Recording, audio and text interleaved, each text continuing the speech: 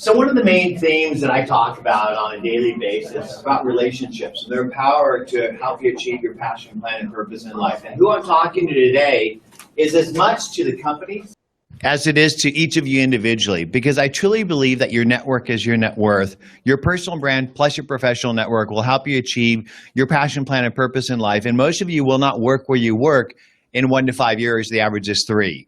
And so I'm going to talk about scaling companies.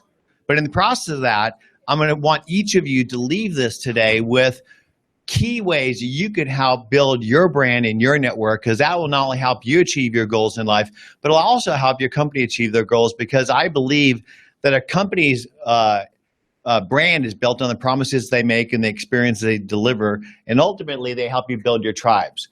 And so ultimately, your network is your net worth. The promises you make and the experience you deliver build what people think about you and your company, and your network directly affects your ability to build your network.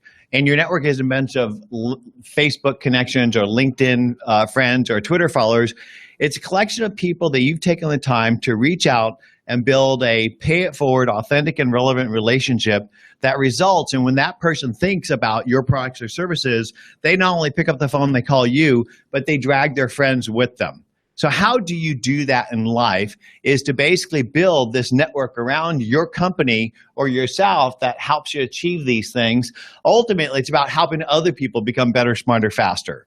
So if your whole purpose on a daily basis, whenever you engage with another human being, is to try to figure out who this person is, what their business is about, and how can I help this person become better, smarter, faster today, you will be 100% more successful in your life.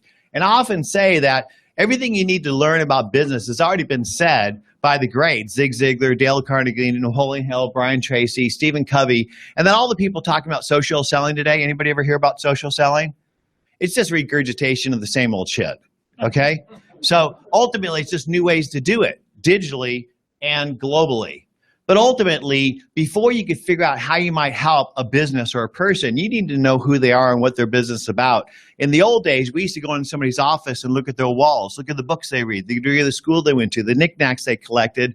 All these things were what we're trying to do is figure out who they were and how we can earn their intimacy and trust. Because people buy from people they like, and they like people who know them. Today, we're doing this electronically. How many people Google somebody before they go have a meeting with them? Right? And then what do you do with that data? Do you type it in your CRM, your contact tool? Don't lie to me. I know you don't. And so ultimately, we waste a lot of time Googling somebody and preparing for a meeting, and then go and engage in all the different channels we need to do. And this is just the first wave of a huge change of the way that customers make buying decisions and companies will engage with them. And most people feel like this outside of the social tech Kool-Aid drinking coast. Or you feel like this if you're actually trying to use these channels to effectively build your brand, grow your network, build your company in today's world. And ultimately, if you're not standing out from the crowd, you're dead today. Does anybody remember Blockbuster? Right? So things are changing fast out there. And ultimately, you can't build your company's brand or your own brand by telling people how great you are. Nobody frigging cares. They care about how they can be great. And so stop talking about your products and services and start talking about how you can help other people grow.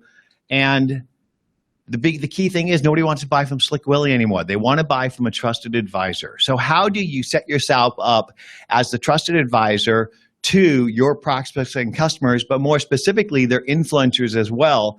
Because I'm going to tell you the story about how I built 2 global brands by just simply figuring out who is the influencer of my core prospects in and around the areas of promise of my products. And so to become somebody's trusted advisor, you need to participate in their journey. So in the old days, we used to yell at people about how great our products and services were and expect them to line up like lemons in front of our salespeople who would bag them and tag them and get the order, and then shove them off to the customer service line who would minimize the conversation, and there were walls between departments. Sales didn't talk to marketing, marketing didn't talk to support, and the product management was down in the dungeon, and management was up at the top of the castle. Today, customers have done most of their work before they ever reach out to you. They've done 60 to 70% of their buyer journey before they ever engage with you. And They don't want to talk to marketing or salespeople. They want to figure out how they could win, how they could be successful. So rather than building up your sales teams, I think you should be focusing on customer success. And so how do you participate in this journey and stop operating like a castle? You can't do it with marketing. You can't. Marketing doesn't work. How is your ad click spending going these days? Because I see all the ad clicks that I see in my Facebook and stuff. I ignore it all the time. I go visit a website. All of a sudden, I got all these stupid ads in my thing. Or worse yet, I get these emails from Infusionsoft or all these other automated email things trying to pretend like they know me, and they scrape my name off LinkedIn, and all of a sudden they're sending me all these emails, and that's marketing? No, it's not. It doesn't work. And so ultimately, how can you build a brand that's global without marketing and basically deliver great experiences? Let's talk about the life cycle of a customer. So this is a funnel. Does anybody know when it was invented? What year? What decade? 70s. Which one? 70s. Try 1870s. So this whole model is what they teach at 500 Startups. They teach their startups. Basically, this is the customer journey. And so the way it works is you got to get the eyeballs. In the old days, we did that by advertising. Today, what you should be doing is inspiring and educating your customers about how you can help them become better, smarter, faster. Then they go into here, and what you do is you tell your sales reps to go get them, and they pound them until you drive revenue, and ideally you get retention or referral. I call this the old way because I don't think this is the way you buy. I think this is the way we buy. And I'm going to tell you a story about how I bought. So I had this Sony TV that died in my family room, and I needed a new TV. That was my trigger. And so what I did was I began an initial consideration set. Do you think I went to the website of Sony or any other vendors? Where'd I go? Yep. All those places. So basically what I did is I began to gather evidence from other people, from trusted sources. And then after I did all my homework, I was 60 to 70% done with my buyer journey. And by the way, when I actually went into a store because I wanted to see them with my eyeballs, I vowed to myself, I'm not going to buy another Sony because I had 2 Sony things that died within the past 2 years. So then I went into the store and I did my evaluation, and I thought I was going to buy a Samsung or Lucky LG or Sharp or something. Guess what I bought? I bought the Sony. The Sony was the best product for the best price. I love the picture. And but after my sale, I went home, and did I really feel like I made the right decision? I was questioning myself. And so there's a post-purchase decision where you're continuing to evaluate it, right? You want to make sure you bought it right. I still read reviews. How many of you read reviews after you buy something, right? You're reinforcing yourself. So what happened is after that post-purchase decision, I had a loyalty loop. The loyalty loop was not only did I love my TV, and I love my TV. I really do. It's amazing. I bought another one for my guest room. And I've talked about it now in tens of webinars, including one where I delivered this to 5,000 people in a social selling webinar globally. And so if you want to succeed in business today, you need to be walking in your customers' digital footprint, and ideally their influences as well, and adding value to their journey by inspiring and educating them on a daily basis about how you can help them grow. And what will happen is they'll consider you through this cycle. It's not about selling, it's about serving. I think the service is the new sales. And so if you want to learn more about this, this is the McKinsey customer journey. Just Google that. And there's a great 25-page PDF on that. But ultimately, it's about building influence. It's about building influencers, not just with your prospects and customers, but ideally with their influencers as well. It's the number one cause of buying decision. So how do you build influence and stay top of mind with customers? Does anybody know Mae West? She was an actress back in the day. She was also a boss entrepreneur. She said, out of sight is out of mind, and out of mind is out of money, honey. How do you stay top of mind with your customers? Well, I do it by teaching people to fish. Because I believe if you teach people to fish, they'll figure out you sell fishing poles. And this has been my secret for 30 years. And so ultimately, what you want to do is, I call it the 5 E's of social business. what you want to do is you want to educate, enchant, engage, embrace, and empower your customers on a daily basis. You educate by giving your knowledge away. And remember, I'm talking about this for you individually to take home with this, as well as your companies. You want to enchant by being relevant and authentic, where you're actually trying to help them grow. So it's not just crap that your company curates and actually sends to you and you share. It's stuff that you're passionate about. And then you engage with people, because if you share stuff and people engage with you and you don't engage back with them, it's just a waste of time. And when you do engage, you engage with the intent to help them grow. And so ultimately, this is a secret of success that's enabled us at Nimble to generate 80,000 unique visitors per month on our website. We're converted at 10% to trial and 20% to paid without any marketing spend. Zero marketing spend and zero salespeople. It's a touchless model. And so ultimately, marketing can't be just done by marketing. So today, many companies are basically spending all this money on ad clicks and advertising. And ultimately, what you want to do is empower your customer-facing team members to build their brand, and that will therefore build the company brand. Just look at what HubSpot does. Here's an example of a dear friend of mine, Vala. Val was a customer service guy in Boston for some hardware networking company, and he started sharing content to inspire and educate people on a daily basis. He did it so well, his company got bought, and then the new company, he got put in charge of marketing and sales, and then Salesforce grabbed him, and he runs digital for them. All he does on a daily basis is inspire and educate other people about how they can grow better, smarter, faster. He's not talking about Salesforce. And look at how many followers he has. This guy, Coca, another dear friend of mine. When I met Coca, he'd just gotten out of the Army, and he was working for Inside View. And basically, I was teaching social selling 4 years ago. He came up to me afterwards and said, this is the future. And he does it on a daily basis, inspire and educate. Timothy Hughes, he's a sales guy like many of you. And what he does on a daily basis is he does the same thing. I don't have a slide of his stuff, but this guy just wrote a book. Watch out for that book, because if you're in sales and you want to learn social selling, Timothy's a great guy to learn it from.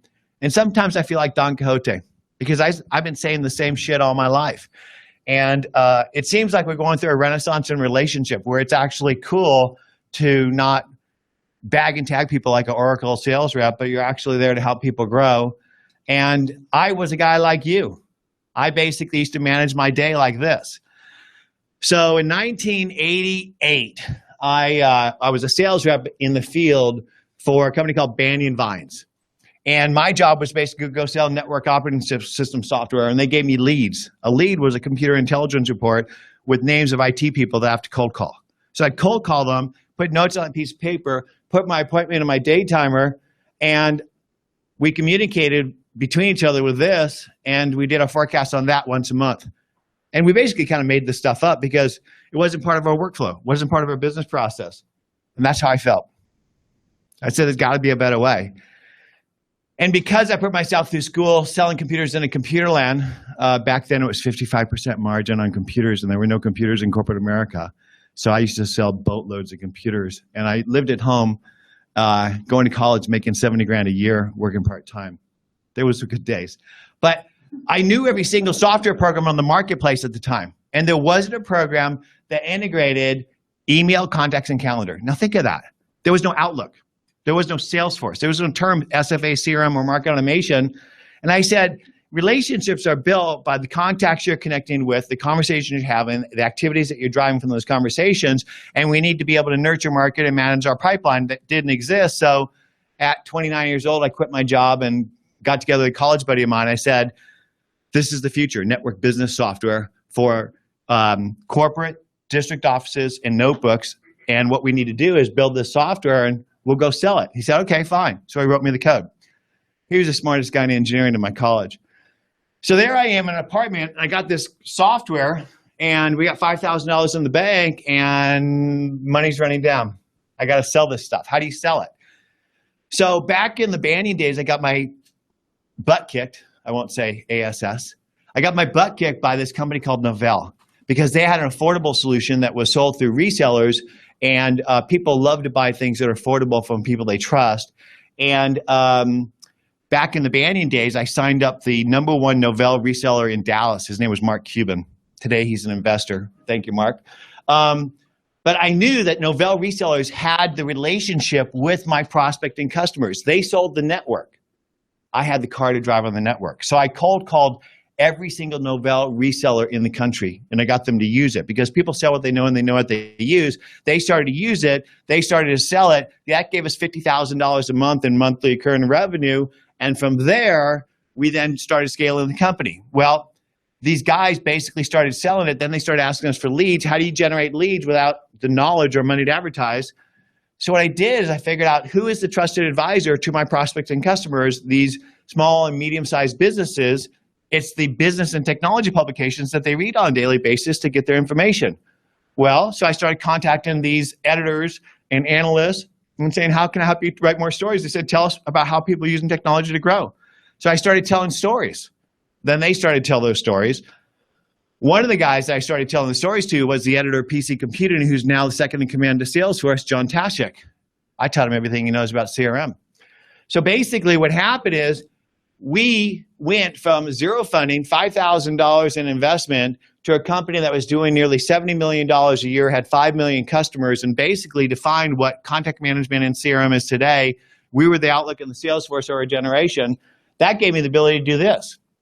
And I'll tell you what, spending 8 years as a present father and husband is a gift that I cherish all my life because it helped me to grow as a human being. And I believe we're on this planet to grow our souls and help other people grow theirs. And we do that by being present with other human beings, by sharing our passion, plan, and purpose in life. And through that process, we create a vibration and an opportunity, and that's all we leave this planet with.